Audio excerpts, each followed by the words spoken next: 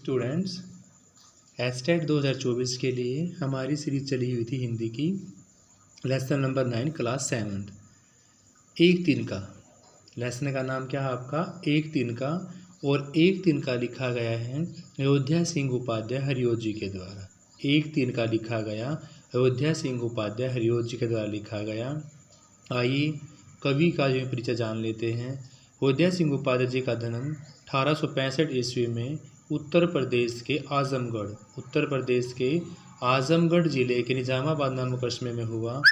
इनके वंश में गुरुदयाल उपाध्याय ने सिख धर्म में दीक्षा ले ली थी।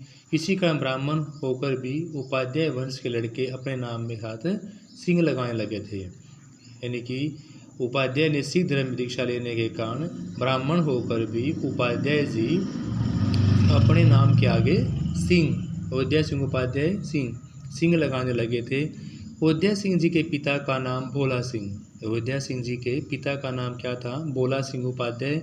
और माता का नाम रुक्मणी देवी।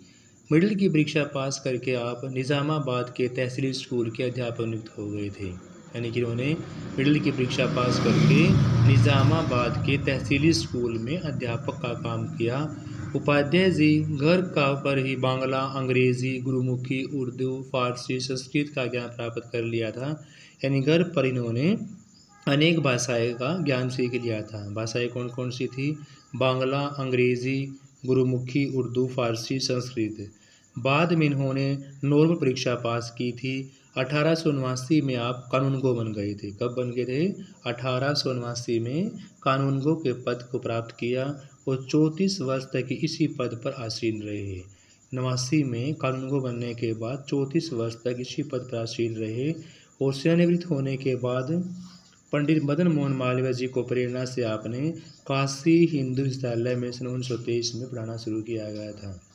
यानी 1923 में काशी हिंदू विद्यालय में पढ़ाना शुरू किया।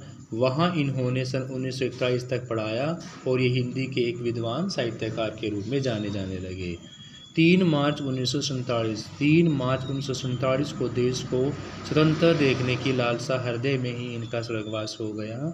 कब? 3 मार्च 1947 को देश को आज़ादी के रूप में देखने की इनकी बहुत लालसा थी और इसी के साथ इनका स्वर्गवास हो जाता है। उपाध्याय जी ने अपने जीवन काल में 45 ग्रंथों की कितने 45 ग्रंथों की रचना की। इनके प्रमुख काव्य ग्रंथ थे प्रिय प्रवास। सबसे फेमस क्या था? प्रिय प्रवास, पद्य प्रदून, चुभते चोभते, चोखे चोभते, बोलचाल, रसकलश और वैदेही वनवास। और इस सब में से फेमस है इनका प्रिय प्रवास। स्टूडेंट्स, आइए कविता का सार जान लेते हैं। एक दिन का कविता में अयोध्या सिंह उपाध्याय हरिओ ने बताया है कि अहंकारी के अहंकार को तोड़ने के लिए एक दिन का ही काफ़ी होता है।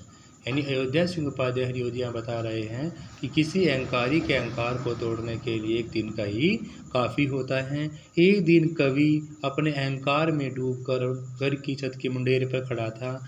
कहीं से आकर एक छोटा सा तिनका उसकी आँख में गिर गया और उस तिनके ने उसको बेचैन कर दिया। बेचैनी से वह आंखें मलने लगा। लोग भी उसका तिनका निकालने से उसकी सहायता करने लगे और इस प्रकार अन्य लोगों को देखकर जो कवि हैं उनकी अकड़ आहट से निकलकर भाग गई।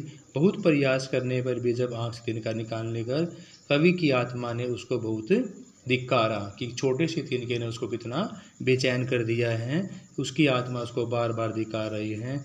एक तिनके ने उसकी सारी अकड़ को भगा दिया। उसकी सारी अकड़ छोटे से तिनके ने क्या कर दी? ढीली कर दी। इसलिए वह कहना चाहते हैं कि मनुष्य को कभी भी अपने आप पर गर्व नहीं करना चाहिए। एक तिनका कविता में अयोध्या सिंह उपाध्याय हरिओ ये कहते हैं कि अहंकारी के अहंकार को दूर करने के लिए तिनका ही काफ़ी होता है। जब एक दिन कवि अहंकार में डूबा हुआ घर की छत की मुंडेर पर खड़ा था तो कहीं से आकर एक तिनका उनकी आँख में गिर जाता है और तिनके ने उसको बेचैन कर देता है।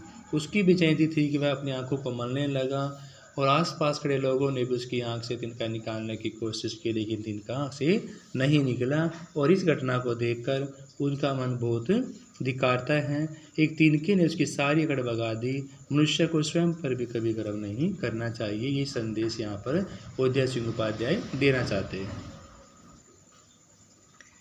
कई बार अहंकारी व्यक्ति के अहंकार को चूर चूर करने के लिए तिनका ही समान तुच्छ वस्तु भी पर्याप्त होती है, इसलिए मनुष्य को अहंकार कभी भी नहीं करना चाहिए। देखो छोटे से तिनके ने ही कभी वो कितना बेचैन कर दिया, इसलिए अहंकारी व्यक्ति के लिए उसके अहंकार को चूर करने के लिए छोटी सी तुच्छ वस्तु ही काफ़ी होती है। यहाँ पर शिक्षा क्या देना चाहते हैं, कवि कहना चाहता है कि मनुष्य को भी अपने आप पर गर्व अहंकार नहीं करना चाहिए। स्टूडेंट्स, फर्स्ट क्वेश्चन है, एक तिनका कविता के कवि का नाम है अयोध्या सिंह उपाध्याय हरिओत जी हैं। कविता में कवि क्या तोड़ना चाहता है? कविता में कवि अहंकार को तोड़ना चाहते हैं। क्वेश्चन, अहंकार तोड़ने के लिए डैश विभूत होता है। कवि के अनुसार अहंकार तोड़ने के लिए एक तिनका भी बहुत होता है। स्टूडेंट्स, एक दिन कवि कहाँ खड़ा था? एक दिन कवि मुंडेर पर, अपने घर की मुंडेर पर खड़ा था। तिनका किसकी आंख में आकर गिरा? तिनका कवि की आंखों में आकर गिरा। तिनके ने कवि को क्या कर दिया? तिनके ने कवि को बेचैन कर दिया। बेचैनी में कवि ने क्या किया? बेचैन होकर कवि ने अपनी आंख मली। कवि किसकी मुंडेर पर खड़ा हुआ था? तो कवि छत की मुंडेर पर खड़ा हुआ था। लोगों ने कवि की मदद करने की क्या निकालने में की? लोग कवि की मदद आँख से तिनका निकालने में करने लगे। लोगों को देखकर कवि की क्या भाग गई? लोगों को देखकर कवि की अकड़ भाग गई। तिनका निकलने पर कवि की आत्मा ने उसे क्या किया? तिनका निकलने पर कवि की आत्मा ने उसके बार बार धिक्कारा। मनुष्य को स्वयं पर क्या नहीं करना चाहिए? मनुष्य को स्वयं पर गर्व नहीं करना चाहिए। आँख को रगड़ने और मलने से कवि की आँख क्या हो जाती है? आँख को रगड़ने और मलने से कवि की आँख लाल हो जाती है। कुछ लोगों ने कपड़े की क्या बनाकर आँख को दबाया? कुछ लोगों ने कपड़े की मूठ बनाकर आँख को दबाया। आँख में तिनका पड़ने के बाद घमंडी की क्या हो गई? घमंडी की दशा बहुत खराब हो गई।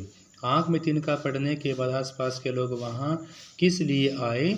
कवि की सहायता के लिए आगे बढ़े। एक तिनका कविता का मूल भाव क्या है? स्टूडेंट्स, एक तिनका कविता का मूल भाव है घमंडी की विवशता। तो स्टूडेंट्स, ये लेसन भी आपका कंप्लीट होता है। नेक्स्ट हम नेक्स्ट वीडियो के अंदर करेंगे। Have a nice day.